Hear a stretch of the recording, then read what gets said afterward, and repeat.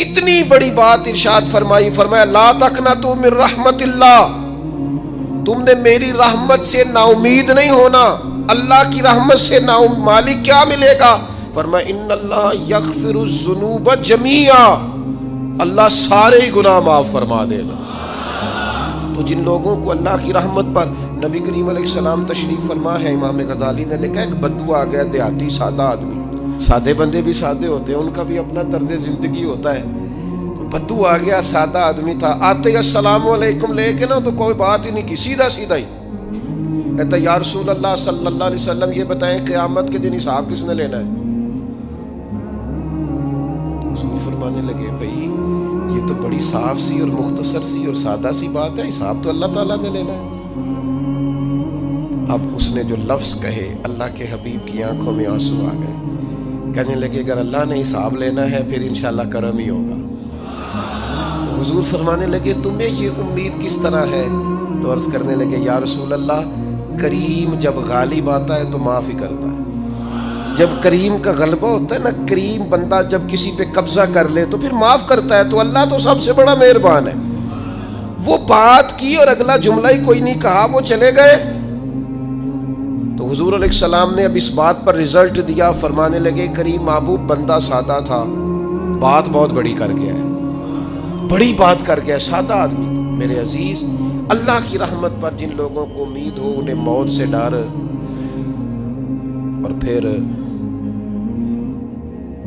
جن کو محبوب کی ملاقات کا شوق ہو نا،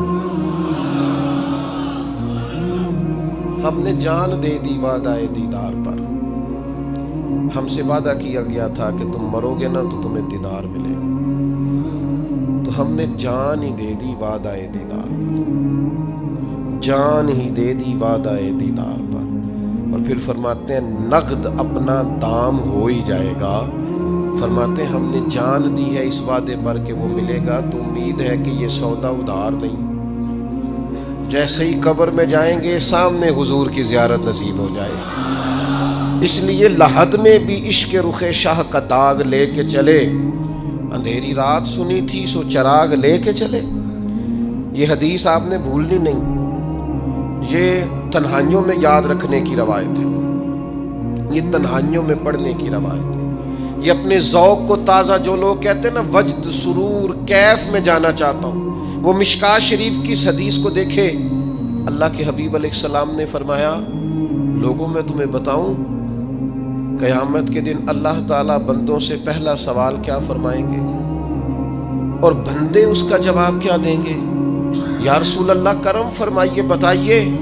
تو کریم فرمانے لگے اللہ تعالیٰ قیامت کے دن بندوں سے سب سے پہلا سوال، اگرچہ بعض اور احادیث میں اور سوالات بھی آئے ہیں قیامت میں جو سب سے پہلے ہوں گے، لیکن اس حدیث میں یہ والا سوال حضور نے بیان فرمایا۔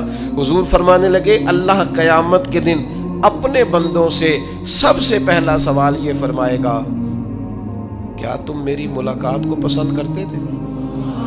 اوئے ہوئے ہوئے، کیا تمہارا ملنے کو جی چاہتا تھا؟ کبھی اے حقیقت منتظر نظر آ نہ لباس مجاز۔ اقبال کہتے ہیں تیرے کرم اتنے ہیں دل کرتا ہے تجھے دیکھیں، کبھی کبھی اے حقیقت منتظر نظر آ نہ لباس مجاز میں، لاکھوں سجدے تڑپ رہے ہیں میری جبین نیاز میں، تمہارا دل کرتا تھا مجھ سے ملنے کو؟ حضور فرماتے بندے عرض کریں گے مالک بڑا دل کرتا تھا۔ تو پھر اللہ فرمائیں گے یہ گفتگو کی معنویت تو دیکھو یار، اس کا حسن تو دیکھو۔ اللہ پھر پوچھیں گے کیوں دل کرتا تھا تمہارا؟ دل کرتا تھا تو کیوں کرتا تھا؟ عرض کریں گے مالک اس لیے کہ ہمیں امید تھی کہ تو معاف بھی کر دے گا، رحمت بھی فرمائے گا، اس معافی کی امید پر دل کرتا تھا تو ملے۔ حضور فرماتے ہیں پھر رب فرمائے گا مجھ پر واجب ہے، میں نے اپنے کرم سے واجب کر لیا ہے کہ آج تمہیں جنت عطا کروں گا۔ یہ جو ملاقات ہے نا، ملاقات کہ وہ ملیں گے، ان سے ملاقات ہوگی۔ عمر بیت گئی نا نام جپتے، عمر بیت گئی نا تذکرہ کرتے، ہم سے بھی لوگ پوچھتے ہیں کیا کمائی کی، کیا زندگی میں حاصل کیا، تو ہم کہتے ہیں شرق سے غرب تک ملک کے کونے سے لے کر دوسرے کونے تک مدینے والے کی بات کی ہے، حضور کا ذکر کیا ہے۔ نبی پاک کے میں اپنی حیاتی تو قربان تھی، وہاں ساری محمد محمد پکیندے گزر گئی ساری۔ یہ اعزاز ہے، یہ کرم ہے۔ اب کیا ہوتا ہے، گناہگار لوگ ہیں، اتنا بڑا دعویٰ تو نہیں کر سکتے، لیکن دل تو چاہتا ہے نا کہ چلو جس کا نام لیا ہے اس کی کبھی زیارت بھی ہو، کبھی ملاقات بھی ہو، کبھی نظر کرم بھی ہو۔ کسی نے اپنے محبوب سے کہا تھا کہ ذرا ایک نظر مجھ پہ بھی کیجیے، تو قریب بیٹھے ایک شخص نے کہا یار تو نے بڑا دعویٰ کیا ہے، جو محبوب ہوتے ہیں ان کو تکلیف نہیں دی جاتی، تو کہتا ہے پورا چہرہ ہی تیری طرف پھیرے۔ تو پھر اس نے اس درویش سے پوچھا کہ میں بھلا پھر کیا کروں، میرا دل تو میرا بھی کرتا ہے نا، چلو یہ تو آپ کی بات ٹھیک ہے کہ اب میں محبوب سے کہوں کہ اتنی تکلیف کرے کہ میری طرف پورا رخ پھیرے تو ٹھیک نہیں، تو پھر بتائیں میں کیا کروں؟ تو اس نے کہا ان راہوں میں کھڑا ہو جا جن راہوں کی طرف وہ کریم دیکھتا ہے۔ چلو اسی با کردار کو دیکھتے دیکھتے بیچ میں تیرے اوپر بھی نظر، مجھ پہ محشر میں نصیر ان کی نظر پڑ ہی گئی، مجھ پہ محشر میں نصیر ان کی نظر، اوئے ہوئے اللہ کرے آپ کو بھی وہ لطف آئے جو مجھے آ رہا۔ کہتے مجھ پہ محشر میں نصیر ان کی نظر، یہ انتہائی عاجزی ہے کہنے والے کی۔ اس نے بالکل اپنے آپ کو ختم کر کے کہا کہ میں قابل تو نہیں تھا، اور میں پھر تکلیف دیتا کہ میری طرف دیکھیں، اسپیشل میرے لیے وقت نکالیں۔ پر کرم یہ ہوا کہ مجھ پہ محشر میں نصیر ان کی نظر پڑ ہی گئی۔ کہنے والے اسے کہتے ہیں خدا کا کرنا، کہنے والے اسے کہتے ہیں خدا کا کرنا۔ اللہ نے کیا کہ نظر مجھ پر پڑ ہی گئی، اور جب پھر پڑ گئی تو تیری ایک نظر کا کمال ہے اور میری زندگی کا سوال ہے۔ بس جب پڑ گئی تو سو پھر پڑ گئی۔ موت سے وہ بندہ کبھی نہیں ڈرتا جسے ملاقات کا شوق ہو، ملنا چاہے داتا علی اجویری سے اور موت سے ڈرے، ملنا چاہے حضرت غوث پاک جیلانی سے اور پھر موت سے ڈرے۔ زندگی گزری ہو علی علی کرتے پھر موت سے ڈرے، عمر بھر سیدنا عثمان غنی کی سخاوت کی بات کی ہو اور پھر جنت میں جا کے ان سے ملنے کا شوق پیدا نہ کرے، ساری زندگی سیدنا فاروق کا عدل بیان کیا ہو، ساری زندگی ان کے انصاف کا تذکرہ کیا ہو، پوری امت کو بتایا ہو کہ اگر جینا چاہتے ہو تو عمر کے رستوں پر چلو، اور پھر یہ موت سے ڈرے اور مر کے جناب فاروق اعظم کی زیارت کو پسند نہ کرے۔ جسے صدیق کی وفائیں یاد ہو، جنہیں جناب ابو بکر صدیق کا عشق یاد ہو، وہ پھر ان کی زیارت نہ کرنا چاہے اور ساری عمر حضور کی نعت پڑھی ہو۔ مانا نہیں آتا تھا پھر بھی کہا بلغ العلا بکمالہ کشف الدجا بجمالہ حسنت جمیع خصالہ صلو علیہ والہ سے نہیں ترجمہ آتا تھا، پر جب بھی کو پڑھتا تھا یہ بھی جھومتا تھا، مولا یا صلی وسلم دائماً۔ میں آپ کو بتاتا ہوں توتلا آدمی، توتلا اور دیوانہ مجذوب بیچارہ، سمجھ نہیں، توتلا بولنا بھی ٹھیک نہیں آتا۔ مجھے نماز کا سلام پھرا تو وہ جلدی آ گئے، وہ ایک مجذوب آدمی تھے، سادے تھے، تو سلام لی تو کہنے لگے میں گل کرنی سی، تو میں نے ان سے کہا کہ تھوڑی دیر کے بعد ملتے ہیں۔ سادہ آدمی ہے، اللہ مجھے معاف کرے، میں کوئی نقل تو نہیں ان کی اتار سکتا، اس زبان کو ہم توتلی نہیں کہتے، ہم اس زبان کو بلالی زبان کہتے ہیں۔ یہ بڑی خوبصورت زبان ہوتی ہے، یہ جو توتلے لب و لہجے ہوتے ہیں نا، وہ جب بچہ پوری طور پہ اماں نہیں کہہ سکتا، توتلا ہوتا ہے تو کوئی مزہ آتا ہے اماں کو اماں کہلوانے میں۔ جب وہ پوری طور پر باپ کو بابا نہیں کہہ سکتا اور توتلا ہوتا ہے تو کوئی مزہ آتا ہے کہنے میں۔ وہ جب دادی نانی دادا کہتا ہے تو دادے کا دل کرتا ہے یہ 100 بار کہے، چونکہ اسے کہنا نہیں نہ آتا، لیکن اس توتلاہٹ میں جو اس کو لطف آتا ہے۔ مجھے بڑے لوگ آ کے شعر سناتے ہیں، میں نے بڑے خوشگلو نعت خانوں سے زندگی میں سنا ہے، وہ صاحب میرے پاس آئے اور میں نے کہا بعد میں ملیں گے، تو سادہ آدمی ہے، مجذوب ہے، پورا شعور نہیں رکھتا، مجھے کہنے لگا مصطفیٰ جان رحمت کے بعد، مصطفیٰ جان رحمت پہ لاکھوں سلام کے بعد، یعنی معنی یہ تھا کہ سلام کے بعد، تو اب بڑے بڑے سریلے بندوں سے بھی بندہ سنتا ہے میرا دل کرے، اور میں نے جان بوجھ کے ان سے کہا دوبارہ کیا آجے ذرا، کیونکہ توتلے تھے نا. میں نے کہا تو کہنے لگے مصطفیٰ جان رحمت پہ لاکھوں سلام کے بعد او میرے عزیز یاد رکھو ساری زندگی حضور کی نعتیں پڑھی، نبی پاک کے تذکرے سنے، اب موت سے ڈر جائیں؟ حالانکہ موت تو ایک پل ہے، پل سے گزریں گے تو سامنے اللہ کا دیدار بھی ہوگا، مدینے والے کی زیارت بھی نصیب ہوگی. تو زیارت ہوگی اور ہر نظر کانپ اٹھے کہ محشر کے دن خوف سے ہر کلیجہ دہل جائے گا، اوڑھ کر کالا جبہ وہ آ جائیں گے اور سارے محشر کا نقشہ بدل جائے گا. یہ موت کا خوف نکالنے والی چیزیں ہیں، ڈر. اچھا مجھے ایک بات بتائیں، یہ میں امید کی بات کرنے لگا ہوں، چلے اب یہ بات تو مشکل ہے پر کرنی پڑے گی، مجبوری ہے. کبھی کبھی ابا جی سے مار بھی پڑ جاتی ہے بندے کو، گھر میں کوئی 2-4 لگ بھی جاتی ہیں، تو اس وقت نا جو سب سے بڑا سہارا کسی کو نصیب ہوتا ہے وہ یہ ہوتا ہے کہ اللہ کرے اماں گھر میں موجود ہو. اور میں نے دیہاتوں میں کئی مائیں ایسی دیکھی ہیں جو بیٹے کے حصوں کی مار کھاتی ہیں. ابا نے ڈنڈا لے لیا ہے بیٹے کی غلطی پہ، اب اماں بیچاری سامنے ہو گئی ہے، 2-4 اس نے بھی کھا لی. یہ بات آپ سمجھیں، موت کا خوف نکالنے کے مفہوم میں بات عرض کر رہا ہوں. اماں موجود ہونا گھر میں تو ابا سختی بھی کرنے لگے تو کسی وقت احساس ہوتا ہے کہ جناب یہ سختی نہیں ہوگی کیونکہ میری اماں، اور اماں پوری وکیل بن جاتی ہے کہ نہیں تو نہیں پتا وہ ہو گئی غلطی، وہ فلانے دے منڈے نے خراب کیتا ہے، حالانکہ ہو سکتا ہے اس نے اس کو بھی خراب کیا ہو، لیکن وہ اماں وکیل ہے، وہ وکالت کر رہی ہے اور وہ بے لوث کر رہی ہے. ہوتا ہے ایسے، اس بات کو سمجھ لے اچھے طور پر. موت کا خوف نہیں، ڈر نہیں، اس لیے کہ گھر میں ماں موجود ہو تو باپ کا ڈر نہیں ہوتا. تو قبر حشر میں تو رسول کریم موجود ہے، وہاں تو نبی کریم موجود ہے، وہاں تو اللہ کریم اپنی رحمت فرمائے گا بندوں پر. اس لیے خوف نہیں، پینک نہیں، اپنی غلطیوں کا احساس ضرور کریں، اپنے اعمال پر توجہ ضرور دیں، لیکن موت کے خوف تلے دبتے نہ جائیں. انشاءاللہ صبح قیامت کرم ہوگا.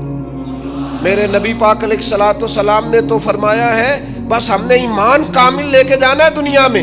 حضور نے فرمایا ہے جس طرح 14ویں رات کا چاند چمکتا ہے اس طرح میرے غلاموں کے چہرے چمکیں گے قیامت کو. اللہ کے رسول صلی اللہ علیہ وسلم فرماتے ہیں جسم کے جن جن حصوں پر وضو کا پانی لگتا رہا وہ قیامت میں چمکیں گے. دور سے لوگ ان کا نور دیکھیں گے، پتہ چلے گا وہ محمد عربی کے غلام آ رہے ہیں. یہ کرم ہوگا صبح قیامت، یہ عطائیں ہوں گی. اس لیے مومن موت سے ڈرتا. سیدنا بلال حبشی رضی اللہ تعالیٰ عنہ، آخری وقت ہے، نزع کا عالم طاری ہے، اور یہ گفتگو دیکھیں غلاموں کی. آپ کی اہلیہ رو پڑی، کہنے لگی ہائے ہائے افسوس. حضرت بلال فرمانے لگے کیا ہوا؟ کہنے لگی افسوس ہے کہ آپ دنیا سے جا رہے ہیں. تو حضرت بلال نے مضمون ہی بدل دیا، سوچ کا زاویہ ہی بدل دیا. فرمانے لگے یہ افسوس کا مقام نہیں، یہ تو خوشی کا مقام ہے. اس لیے کہ میری آج آنکھیں بند ہوں گی، قبر میں کھلیں گی، مدینے والے محبوب سے بھی ملوں گا، حضور کے غلاموں سے بھی ملوں گا صلی اللہ تعالی علیہ وسلم. تو موت تو مقام مسرت ہے، اور اگر یہ مل جائے زندگی میں. ایک بدو ایمان لے آئے، ابن ماجہ میں موجود ہے. حضرت ابو ہریرہ رضی اللہ تعالیٰ عنہ حدیث کے راوی ہیں، فرماتے ہیں ایک بدو ایمان لائے اور انہوں نے حضور علیہ السلام کے ساتھ ہجرت بھی کی. ابن ماجہ میں موجود ہے. تو نبی پاک علیہ السلام نے نا انہیں ایک صحابی کے ساتھ کر دیا. اب ان کے کام کاج میں مصروف ہو گئے ان کے ساتھ. تو حضور علیہ السلام نے نا ایک جگہ سے مال غنیمت آیا. تو طریقہ مبارکہ یہ تھا کہ مال غنیمت میں سب کو حصہ دیا جاتا تھا. اگرچہ وہ جہاد پہ نہیں گئے لیکن حضور نے انہیں بھی حصہ دیا. تو وہ صحابی تو رو پڑے، عرض کرنے لگے حضور میں اس کے لیے تو ایمان نہیں لایا تھا. حضور نے فرمایا پھر بتائیے. گرچہ حضور جانتے ہیں کس لیے لائے تھے. عرض کی حضور میں تو اس لیے ایمان لایا تھا کہ میں رب کی راہ میں لڑوں گا اور میں اپنی جان پیش کروں گا. میں شہادت کے لیے ایمان لایا تھا، مجھے یہ مال دولت نہیں چاہیے. تھوڑی ہی دیر گزری کہ ایک اور مارکے کا اعلان ہو گیا، جنگ کا اعلان ہو گیا. حضور نے فرمایا چلو. وہ گئے اور چند ہی لمحے گزرے کہ وہ میدان میں اترے اور پھر شہید ہو گئے. صحابہ کرام ان کی مقدس لاش مبارک کو اٹھا کے محبوب کے قدموں میں لائے تو نبی کریم نے کیا خوبصورت بات ارشاد فرمائی. حضور فرمانے لگے دیکھو اس نے اللہ کی تصدیق کی ہے تو رب نے بھی اس کی تصدیق فرما دی. اور پھر یہ دو جملے محبوب کہتے کہتے اٹھے اور پھر حضور نے اپنا جبہ مبارک اتارا اور اتار کے فرمایا اس بندے کو نہ اس جبے میں کفن دے دو, اس میں اسے کفن دو, اس لیے کہ تو شہادت کے لیے ایمان لایا, موت کی آنکھوں میں آنکھیں ڈال کے جیا, اپنی زندگی کمزور نہ گزاری. مسلمانوں پہ کافر کا رعب طاری ہو گیا ہے. ایک تو ہوتا ہے نا کہ کوئی مدد کرنا, کوئی آگے بڑھنا, فلسطین کا نام تک نہیں لے رہے حکمران زبان سے, ذکر تک نہیں کر رہے, چینل ذکر نہیں کر رہے. اتنا رعب, اتنا کفر کا خوف, صرف اس لیے کہ ہمیں موت کا ڈر ہے. مر جائیں گے تو بستر پہ نہیں مریں گے, بیماریوں سے نہیں مر جاتے لوگ. خدا کے بندو اپنی زندگی میں اتنا خوف اگر موت کا پیدا کر لو گے. حضرت سعید ابن جبیر رضی اللہ تعالیٰ عنہ بہت بڑے فقیہ تھے. حجاج بن یوسف نے بلایا اور کہنے لگا میں تمہیں موت دینے لگا ہوں, مار دوں گا تمہیں. بڑا ظالم آدمی تھا, بڑے لوگ اس نے قتل کیے تھے. حضرت سعید رضی اللہ تعالیٰ عنہ مسکرا پڑے اور غصے میں آیا, کہنے لگا کیوں ہنستے ہو؟ فرمانے لگے تو بڑا بیوقوف ہے, تجھے کس نے کہا زندگی اور موت تیرے ہاتھ میں, یہ تو تب آئے گی جب میرا رب چاہے گا. کہنے لگا لے جاؤ ان کو اور جا کے قتل کر دو. تو وہ جب جلاد لے جا رہے تھے تو آپ اور کھل کے مسکرائے, ہنسے. یہ آپ کی طاقت ہے کہ موت کو دیکھ کے مسکراہٹ ہو, لبوں پہ تبسم رقصہ ہو, مسکرائے. جب آپ مسکرا رہے تھے تو اس کو اور غصہ آیا, واپس بلایا. کہنے لگا مسکراتے کیوں ہو؟ فرمانے لگے تیری جرت پہ مسکرا رہا ہوں اور اس بات پہ مسکرا رہا ہوں کہ رب کتنا بے نیاز ہے, تیرے جیسے لوگوں کو بھی مہلت دے رکھی ہے. کتنا بے نیاز ہے, تیرے جیسے لوگوں کو مہلت. اور غصے, کہنے لگا میرے سامنے قتل کرو.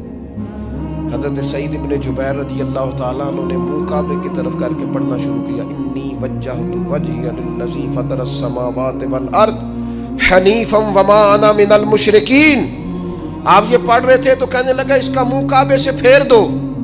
کعبے سے منہ پھیرا تو آپ فرمانے لگے تو بڑا ہی بیوقوف ہے, میرا رب کو صرف کعبے کی طرف مقید ہے. وَلِلَّهِ الْمَشْرِقُ وَالْمَغْرِبُ فَأَيْنَمَا تُوَلُّوا فَثَمَّ وَجْهُ اللَّهِ. چہرہ پھیر دیا جب اس نے تو آپ فرمانے لگے مشرق بھی اللہ کا, مغرب بھی اللہ کا. اور اللہ فرماتا ہے تم جدھر بھی منہ کرو ادھر ہی اللہ کی رحمت ہے. یہ پڑھا تو اب اس نے لٹایا, اور جب وہ آپ کو قتل کر رہا تھا تو حضرت سعید ابن جبیر کی ایک زوردار آواز گونجی. فرمایا یاد رکھنا مجھے اسی طرح قتل کرنا جس طرح تم خود قیامت میں قتل ہونا پسند کرتے ہو.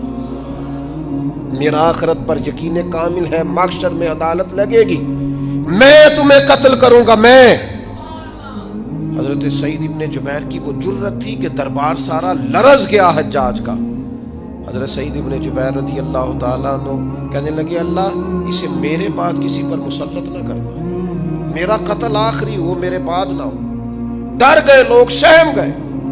اور وہ جو جلاد آپ کو قتل کر رہا تھا اس کے بھی ہاتھ کانپ رہے تھے. اتنی جرت, موت کا ایک منٹ کے لیے خوف نہیں.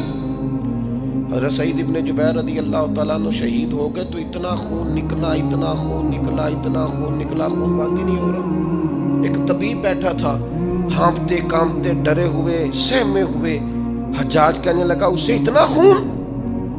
تو کہنے لگا بادشاہ میں نے سالوں مریض دیکھے ہیں, اس کو پتہ چل جائے نا مرنے والا ہوں وہ تو اتنا خوف میں آتا ہے, پہلے ہی اس کا سارا خون جم جاتا ہے اور سکڑ جاتا ہے اور اس کا خون جل جاتا ہے.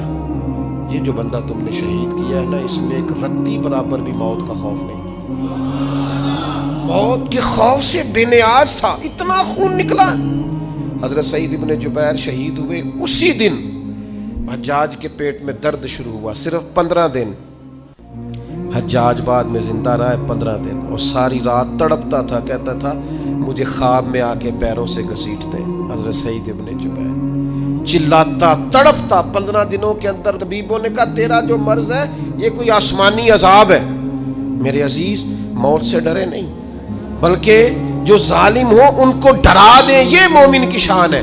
اپنی زندگی کے اندر سے موت کا خوف نکال دیں، تاکہ زندگی کے جو دن ہیں وہ جیے تو جا سکیں، وہ انسان مضبوطی سے وقت سے گزار سکے۔ حضرت علی شیر خدا رضی اللہ تعالیٰ عنہ نا وہ جیکٹ نہیں پہنتے تھے جنگی، جو کمر پہ پیچھے لوگ پہنتے تھے نا، تلوار کوئی مارے تو زخم نہ ہو۔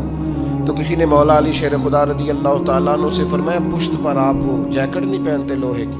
آپ فرمانے لگے پشت تو دکھانی نہیں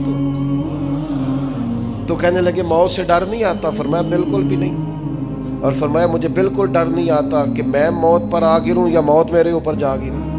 ہم تو شہادت حضرت خالد بن ولید رضی اللہ تعالیٰ عنہ ایک دن نوجوانوں کو خطاب کرتے کرتے کہنے لگے موت سے کبھی نہ ڈرنا، میں نے ساری زندگی جنگوں میں گزاری ہے، میرے وجود پر ایک ذرہ بھی جسم کا حصہ ایسا نہیں جس پر زخم نہ ہو۔